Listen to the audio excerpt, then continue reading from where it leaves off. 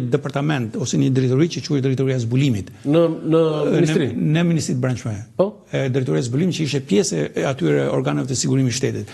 Dhe kjo drejtori merrej ndërmjet tjera merrej edhe me këtë punë pra që dërgoheshin grupe zbuluese diversioniste. Diversioniste. Po, siç punojnë ato, po stërviteshin. Ku shkon ata në Prishtinë? Po kanë shkuar, zakonisht zgjidheshin ata që kishin kontaktet e tyre atje, dhe kontaktet që lidhjet familjare të vjetra, mund të mos i tratonin. Po sigurisht. Dhe kanë shkuar, kanë kryer detyrat që kanë marrë nga shërbimi dhe janë kthyer.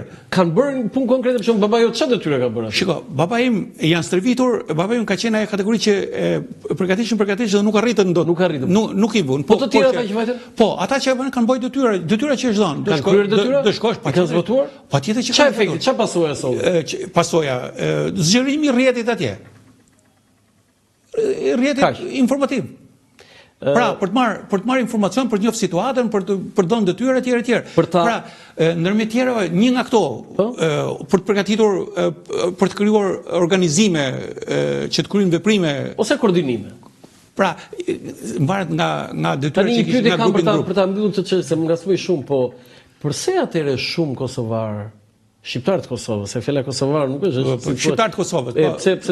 Po sistemi s'ka parli. Po s'ka problem. Tema morën goja, do të pse sikur thëri pse s'ka palin. Pse shqiptarët Kosovës që erdhën në Shqipëri këtu, disa u arrestuan, nuk i trajtuan atje etj, si dhe u akuzuan si agent UDB-s. Kjo ka qenë e vërtetë apo ishte legjend?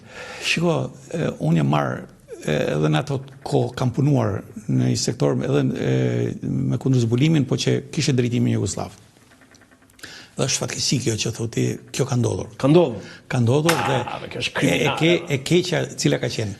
Kjo nuk diskutohet që ata kanë dërguar njerëz me mision. Si qoshim ne i qoshim legalisht, ata e kanë pru legalisht. I kanë përtu, për shumë dikë që e qoshin si patriotë etj. Ka edhe me detyrë, ka nga ata. Ka nga ata. Do të thënë agent UDB-s. Agent, për atë rekrutuar kanë ardhur me detyra të nga shqiptarët Kosovës. Nga shqiptarët Kosovës, pa diskutuar.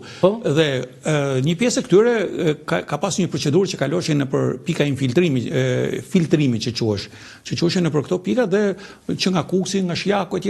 Dhe këta hetoheshin, mashin të izoluar, intervistoheshin, pritet konfirmimi i dhanave dhe pastaj një pjesë e këtyre që kishte dyshime, normalisht që do të ashtu. Por çfarë bonte UDB-ja? UDB-ja tashmë e përdori një stil tjetër.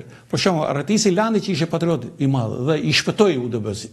Nuk e arrestoi, do të iku. E bënte loj? Jo, iku, u arrestis për Shqipëri. Erdhi këtu. Po, tash ata për të njollos Landin qoshin edhe dy tjerë me detyra që ti të shkosh atje dhe në këtë procedurë që do ndjekësh ti, do të pranojnë, do të pyetesh do kështu, ti do thoshe, shiko, unë Landin më thonë, a ka njefti nga të, po nga zona ime ka qenë edhe një që ka ikë në Shqipëri, kush është filani? Dhe UDB-s? Jo, nuk e njoh, unë e njoh për burr mirë, po një herë duke kalu me makinë filan vend e kam pa me një oficer të UDB-s.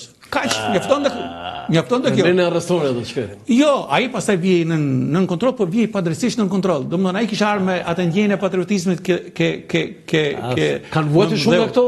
Ka pasur, po, ka pas që kanë vujtur nga këto dhe pra kjo është një taktikë e tyre që këta e përdorin dhe edhe këtu pasaj edhe vetë sigurimi i shtetit krijoi një domethënë çdo shqiptar i Kosovës të ishte me pikpyetje. Ishte me pikpyetje. Saqë unë qeshja thosha unë mos kisha hyrë në këtë profesion do isha edhe me pikpyetje. Ua.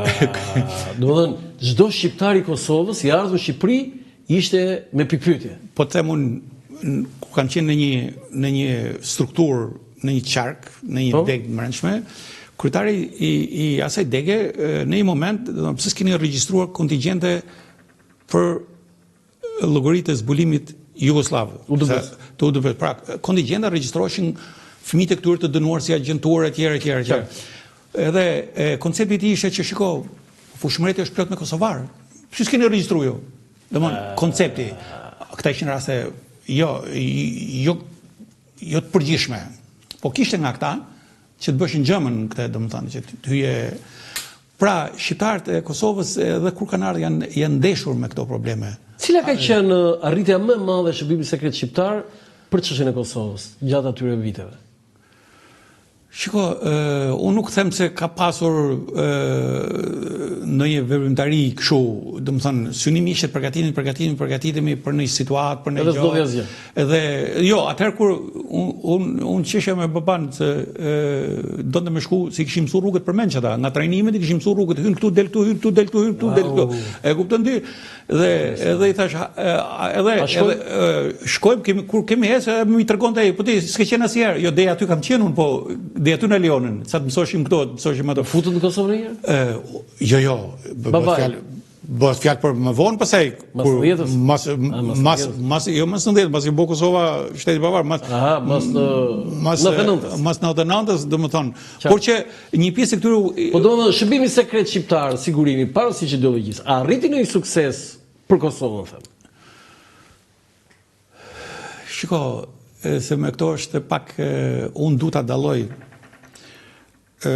atë pjesë të sigurimit që është marrë me përnjekjen e njerëzve, me atë pjesë të sigurimit që vërtet ka pas një detyrë për interesa kombëtare. Sepse të mbrojë Shqipërinë nga veprimtaria e një zbulimi të huaj ishte interes kombëtar. Nuk po flasim këtu se dikush mund të thotë jo partia, jo kjo, ajo, unë du t'i ndaj pak me një ideologjizëm. Dhe ka patur pse domethënë shteti shqiptar duhet të ishte i përgatitur për çdo situatë, sepse edhe në atë kohë gjatë po ndryshon. Shteti domethënë në moment që u leju pak kjo ndikimi kulturor, po themi mas viteve 70 Bekim Femiu këtu dhe erdhën bashkëpunim ashtu dhe ansamblet tona shkon pedagogë në universitete erdhën këtej edhe pat një frymëmarrje dhe shteti ndikojnë në këtë rast. Dhe kjo ishte ajo përgatitja pasaj që të çoi pasaj edhe në demonstratat e 81-shit. Do kjo ishte një lloj një nga ato sepse vetë Kosova jemi duke thënë që sigurimi i shtetit e shfrytëzoi këtë shkëmbimin kulturor.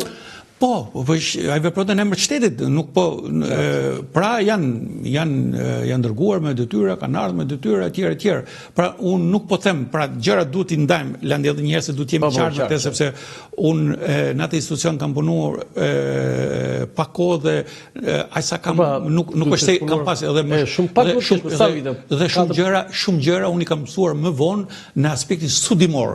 Pra duke u marrë, duke studiuar platforma, duke studiuar nëpër arkiva, duke studiuar gjithçka dhe kam krijuar një tablo akoma më të qartë se ç'ishte ajo strukturë, domethënë, sepse pastaj fillun këto sulmet, shiko, ajo një definicion domethënë që në 43-shin kur u kriju si armë, domethënë ajo u quajt domethënë arma mbrete e partisë.